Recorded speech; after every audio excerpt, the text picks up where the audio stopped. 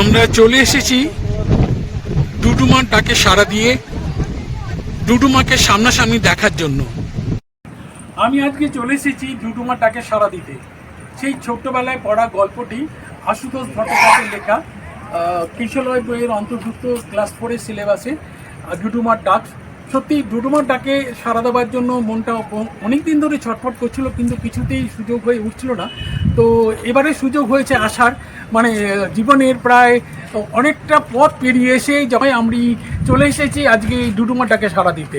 নামটাও কিন্তু খুব অদ্ভুত, ডুডুমা।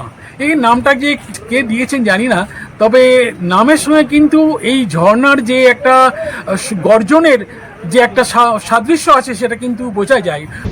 দূর থেকে দেখা যাচ্ছে ডুডুমা ফলস। আমরা এই ডুডুমার ডাকে সাড়া দিতেই আজকে এখানে এসে পৌঁছে গেছি।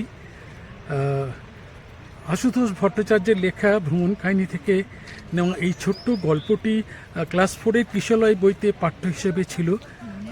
সেই গল্পটি পাঠ্যপুস্তকে অন্তর্ভুক্ত হয়েছিল যে প্রকৃতির সাথে, বিশেষ করে আদিম প্রকৃতির সাথে ছোটদের পরিচয় করিয়ে দেওয়ার একটা যোগসূত্র হিসেবে। মানে একটা ছোট্ট গল্প যে শিশু মনে কতটা প্রভাব ফেলতে পারে, যে এই ডুডুমার ডাকে সাড়া দিতে উড়িষ্যার কোরাপুট জেলার একটি প্রান্তিক জায়গা, পাহাড় জঙ্গল ঘেরা এই জায়গাটি, এবং ঝর্ণাও রয়েছে এই জায়গায়। ছুটে ছুটে আসেন মানুষ, সারা বছর ভর আসেন। আমরা এসেছি আজকে 17 জুলাই শুক্রবার। আমরা গতকাল এসে পৌঁছেছি কোরাপুটে। তো আজকে সাইট সিইংয়ে বেরিয়ে গুপ্তেশ্বর মন্দির দেখে চলে এসেছি ডুডুমাকে দেখার জন্য। আমরা দূর থেকে দেখতে পাচ্ছি ডুডুমা। আমরা সামনে যাব, গিয়ে ডুডুমাকে আরও কাছ থেকে দেখব। আমরা চলে এসেছি ডুডুমার ডাকে সাড়া দিয়ে ডুডুমাকে সামনাসামনি দেখার জন্য। একটু ক্লোজ এনে দেখাই। ডুডুমার একটা বড়সড় ধারা এখানে এসে পড়ছে উপর থেকে। যতটুকু জানি যে 175 মিটার উপর থেকে এই ডুডুমা ফলস একেবারে পাহাড়ের খাদে গিয়ে আছড়ে পড়ছে, এবং তার ফলেই যে একটা গর্জন তৈরি হচ্ছে। আমরা অনেক উঁচুতে দাঁড়িয়ে অনেক দূর থেকে কিন্তু সেই গর্জন শুনতে পাচ্ছি।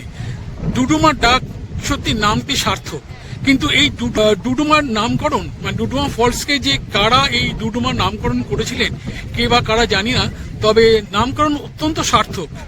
তার পাশে যে ঘোলাটে জলের একটা ধারা দেখতে পাচ্ছেন, ওটি হলো মাছকুন্দ নদী। এই ডুডুমা ফলস এরকম এখানে পাহাড় থেকে আরও 2টি ধারা আছে। এটা ছাড়াও এদিকে একটা ধারা আছে, আরও একটি ধারা আছে শুনেছি। যদি সেটি দেখতে পাই আপনাদের দেখাবো। তো এই 3টি ধারার জল মিলে কিন্তু এই মাছকুন্দ নদী সৃষ্টি হয়েছে। তার উপরে একটা বাঁধও তৈরি হয়েছে, সেটা যদি সম্ভব হয় দেখব। কারণ আজকে সকাল থেকে মেঘলা আবহাওয়া, কারণ এটা জুলাই মাস, বর্ষাকাল, আকাশ অত্যন্ত মেঘলা। তবে আমরা খুব লাকি যে এখনো বৃষ্টি শুরু হয়নি, যার জন্য আমরা খুব নির্বিঘ্নে এই ডুডুমার সৌন্দর্য দেখতে পাচ্ছি। ঘন সবুজ ঢাকা পাহাড়, তার মধ্যে দিয়ে মানে রূপলি জলরাশি ওপর থেকে প্রবল বেগে 3টে ধাপে নেমে আসছে। আপনারা দেখছেন সেই দৃশ্য আপনাদের দেখানোর চেষ্টা করছি আমার মোবাইলের সাধারণ ক্যামেরায়। আপনারা দেখুন চারপাশটা পুরো ঘন সবুজ। যেহেতু বর্ষাকাল, সেই জন্য প্রকৃতি তার সৌন্দর্যকে উজাড় করে দিয়েছে। এই সুন্দর মনোরম প্রকৃতিকে দেখতে হলে এখানে আসতে হবে। এটি কোরাপুট জেলার একটি রিমোট এরিয়া। আজ থেকে প্রায় 70 বছর আগে আশুতোষ ভট্টাচার্য মহাশয় এখানে এসেছিলেন, এবং এই ফলস দেখে তিনি অভিভূত হয়ে গেছিলেন। সেই থেকে তিনি একটি গল্প লিখেছিলেন তার অভিজ্ঞতা বা উপলব্ধি থেকে, সেটি হলো ডুডুমার ডাক। আজকে সেই ডুডুমার ডাকে সারা দিতে দেখুন কত মানুষ এসেছেন এখানে, বিভিন্ন জায়গা থেকে প্রতিদিন আসেন, সারা বছর পর আসেন। বছর পর বছর কিন্তু মানুষের আসা যাওয়া এখানে লেগেই আছে। অপূর্ব সৌন্দর্য, সবুজের মাঝে এরকম রূপলি ধারা উপর থেকে নেমে এসেছে সজোরে এবং তীব্রভাবে, এবং তার গর্জন আমরা কত দূর থেকে শুনতে পাচ্ছি। আপনারা দেখুন সৌন্দর্য। এই অঞ্চলটি উড়িষ্যা ও অন্ধ্রপ্রদেশের সীমান্তবর্তী অঞ্চল।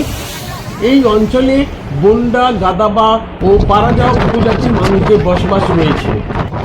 চারিদিকে সবুজ পাহাড়, আর তার মাঝখান থেকে এই রূপলি ধারা নেমে আসছে। বন্ধুরা, আজকের ভিডিও তাহলে এখানেই শেষ করছি। ভিডিওটি প্রথম থেকে দেখার জন্য আপনাদের সকলকে জানাই আন্তরিক শুভেচ্ছা ও অভিনন্দন। যদি ভিডিওটি ভালো লেগে থাকে তাহলে প্লিজ লাইক, কমেন্ট ও শেয়ার করবেন এবং আমার পাশে থাকবেন। সবাইকে অনেক ধন্যবাদ এবং আন্তরিক শুভেচ্ছা ও অভিনন্দন।